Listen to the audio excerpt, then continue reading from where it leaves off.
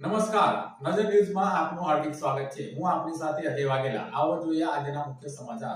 જંબુસરમાં મુસ્લિમ મતદારોને નિશાન બનાવવાના આક્ષેપ સાથે મુસ્લિમ અગણીનું આવેદનપત્ર પાઠવ્યું।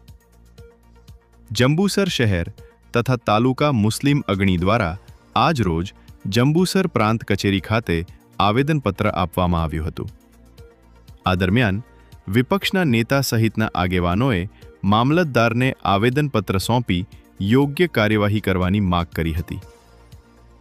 ભરૂચ જિલ્લામાં ખાસ મતદાર યાદી સુધારણા બાદ મુસદ્દા મતદાર યાદી જાહેર કરવામાં આવી છે।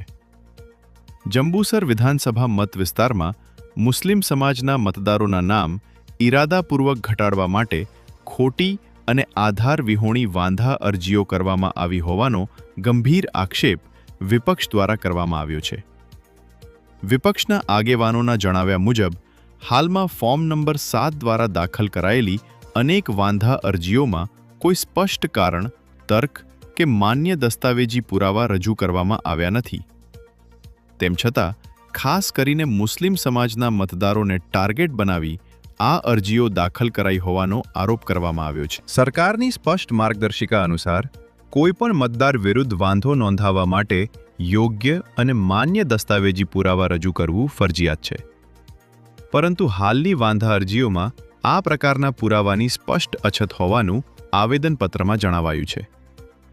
આવેદનપત્રમાં વધુમાં ઉલ્લેખ કરવામાં આવ્યો છે કે મતદાનનો અધિકાર લોકતંત્રનો આધારસ્તંભ છે અને ભારતના બંધારણ દ્વારા નાગરિકોને મળેલો મૂળભૂત અધિકાર છે।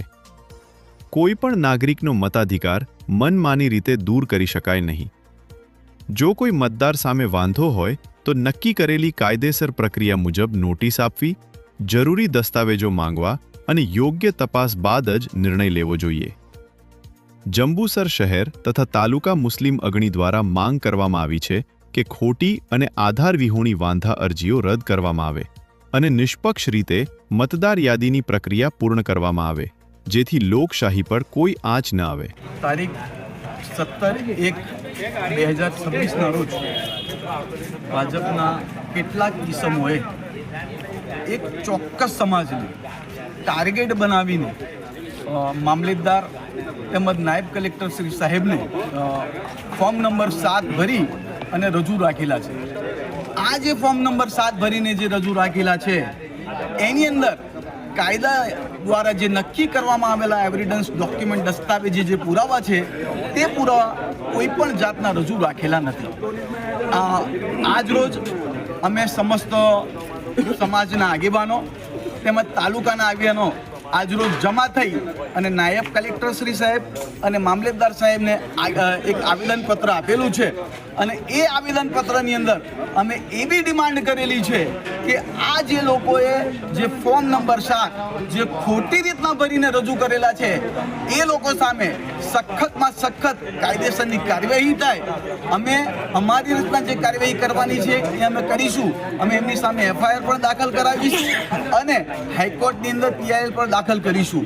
પણ આપના માધ્યમથી હું આ લોકોને જણાવવા માંગુ છું કે જે લોકોએ ખોટા ઓબ્જેક્શન લીધેલા છે એ ખોટા ઓબ્જેક્શનના અગેન્સ્ટની અંદર અમે લોકો આ જે સાચા મતદારો છે અને એમના મતાધિકારો ડિલેટ ના થાય અને એમને પૂરતી તક આપવામાં આવે તે બાબતે આજ રોજ અમે મામલતદારને રજૂઆત કરેલી છે, નાયબ કલેક્ટરશ્રીને રજૂઆત કરેલી છે, જે ધ્યાન પર લાવી અને આગામી જરૂર પડતા અમે જરૂરી પ્રોગ્રામ પણ આપીશું। જય હિન્દ, જય ભારત।